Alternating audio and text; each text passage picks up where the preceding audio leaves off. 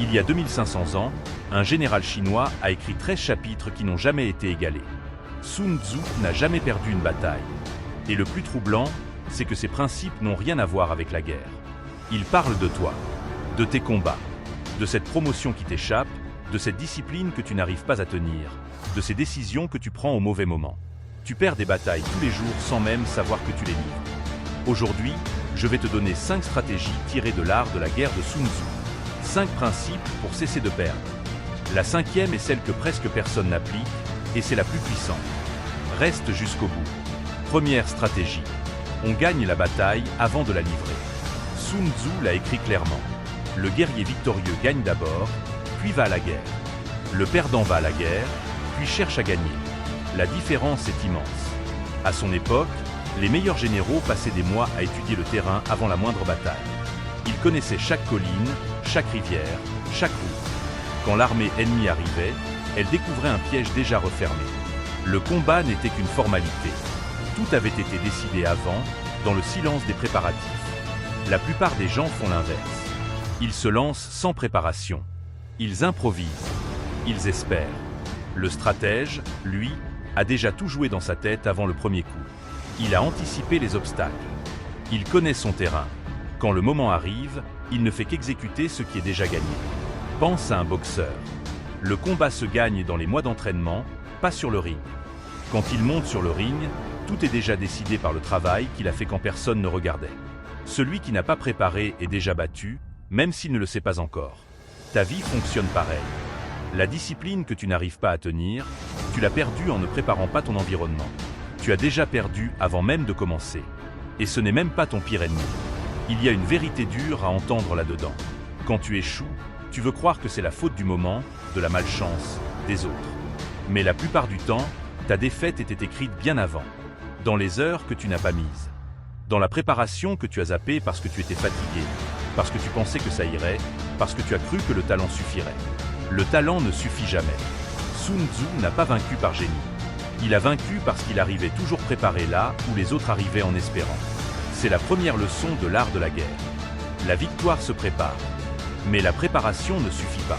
Ton pire ennemi n'est pas à l'extérieur. Deuxième stratégie. Ton premier ennemi, c'est toi-même.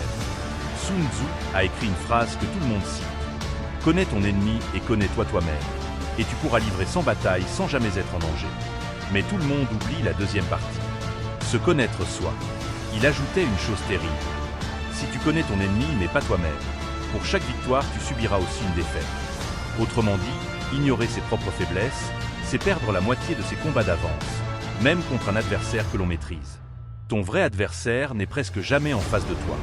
Il est en toi. Ta peur de commencer. Ton ego qui refuse d'apprendre. Ton impulsivité qui te fait parler trop vite. Ta paresse qui déguise tes excuses en raison. Tu te sabotes toi-même, encore et encore. Ce n'est pas le monde qui t'a arrêté. C'est la partie de toi qui avait peur de gagner. Tu peux étudier tous tes rivaux. Si tu ne vois pas tes propres faiblesses, tu perdras. Le stratège se regarde en face avec une honnêteté brutale. Il sait exactement où il est faible. Et c'est précisément ce qui le rend fort. Car on ne peut vaincre que l'ennemi que l'on voit. Connaître ses faiblesses, c'est bien. Contrôler ses émotions, c'est mieux. Troisième stratégie. Ne combat jamais en colère. Sun Tzu mettait en garde ses généraux. Un dirigeant ne doit jamais lancer une armée par colère. Parce que la colère passe, mais les conséquences restent. L'histoire est pleine de chefs puissants qui ont tout perdu pour une provocation. On les piquait au vif, on insultait leur honneur, et furieux, ils lançaient l'attaque trop tôt, sur un mauvais terrain, droit dans le piège. Leur force ne les a pas sauvés. Leur colère les a livrés à l'ennemi. Réagir sous l'émotion, c'est déjà avoir perdu. Quand tu réponds à une provocation à chaud, quand tu envoies ce message sous le coup de la rage, quand tu prends une décision pour blesser plutôt que pour gagner, tu te bats avec les yeux fermés. Le stratège attend. Il laisse l'émotion retomber. Il sait qu'une tête froide voit ce qu'une tête brûlante ne verra jamais. Pendant que les autres s'emballent et se trahissent, lui observe, calcule et frappe quand il est redevenu lucide. Cette discipline mentale est ce qui sépare ceux qui gagnent de ceux qui espèrent. La maîtrise de soi n'est pas de la faiblesse. C'est l'arme la plus rare. Celui qui contrôle ses émotions contrôle déjà la moitié du combat. Et ça ne vaut pas que pour la colère. Ça vaut pour toutes les émotions qui te font agir trop vite. La peur qui te fait fuir une occasion. L'excitation qui te fait promettre ce que tu ne pourras pas tenir. L'orgueil qui te pousse à refuser une main tendue. À chaque fois que tu laisses une émotion décider à ta place, tu confies ton destin à la partie la plus instable de toi-même. Le stratège ne supprime pas ses émotions. Il les ressent, mais il ne les laisse jamais tenir le volant. Mais même avec un esprit de fer, tu ne peux pas tout gagner. Et c'est là que la plupart se trompent. 4e stratégie. Choisis tes batailles et choisis ton terrain. Sun Tzu a écrit que le sommet de l'art n'est pas de gagner toutes ses batailles. C'est de vaincre sans combattre. Les plus grands généraux remportaient des guerres sans presque verser de sang. Par la position, par la réputation, par la patience. Ils plaçaient leurs forces de telle manière que l'ennemi, voyant la bataille perdue d'avance, renonçait avant même de la livrer.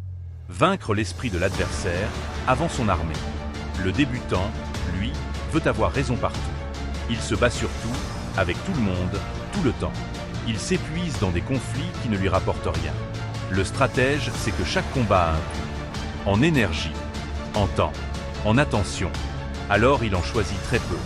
Un poisson ne défie pas l'oiseau dans le ciel. Il l'attire dans l'eau.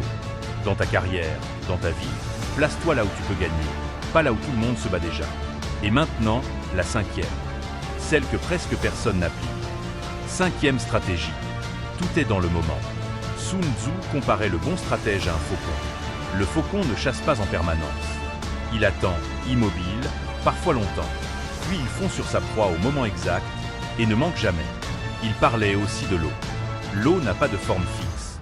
Elle épouse le terrain, elle contourne l'obstacle, elle attend. Mais quand elle se précipite d'un torrent, elle emporte les rochers. La vraie force, ce n'est pas d'être dur en permanence. C'est de savoir quand rester souple et quand frapper. La patience n'est pas de l'attente passive. C'est de la préparation active. Le stratège prépare tout, puis il attend le bon moment. Pas le moment où il en a envie. Le bon moment. La plupart des gens font l'inverse. Ils agissent trop tôt, par impatience, et brûlent leurs cartouches. Ou trop tard, par peur, quand l'opportunité est déjà passée.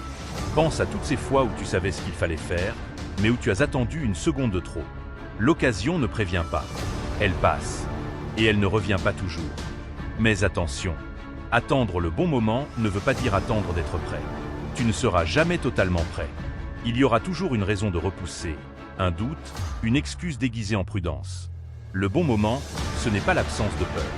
C'est l'instant où l'opportunité est là, même si tu trembles encore. Le faucon ne fond pas sur sa proie quand il se sent courageux. Il fond quand la proie est à portée. Ta peur n'a pas son mot à dire sur le bon moment. Seule l'occasion compte. La plupart des gens lisent l'art de la guerre et s'arrêtent à la théorie. La 5e stratégie, c'est le passage à l'acte. C'est le moment où la théorie devient victoire. Savoir attendre, puis savoir frapper sans hésiter une seconde quand l'instant est là. C'est ce qui sépare ceux qui réussissent de ceux qui passent leur vie à dire si seulement j'avais agi à temps. Regarde maintenant comment tout se relie. Tu prépares ta victoire avant le combat. Tu te connais mieux que ton adversaire. Tu gardes ton sang-froid. Tu choisis tes batailles. Et tu frappes au bon moment. Ce n'est pas 5 techniques séparées. C'est une seule façon d'avancer dans la vie. La façon du stratège. Sun Tzu a dit que la plus grande victoire est celle qui se gagne sans combattre. L'art de la guerre ne parle pas de violence. Il parle de discipline et de patience. Alors retiens ceci. Prépare avant d'agir. Vains-toi avant de vaincre les autres. Ne décide jamais en colère. Choisis tes combats. Et frappe au bon moment. Parce que la réussite, comme l'enseigne l'art de la guerre, n'est pas une question de force. C'est une question de stratégie. Décide. Maintenant. Abonne-toi pour ne rien manquer. Et dis-moi en commentaire quel combat tu es en train de mener en ce moment. Et si tu veux aller plus loin, j'ai écrit le code du silence, les 7 règles pour construire et exploser au bon moment. Le lien est en description.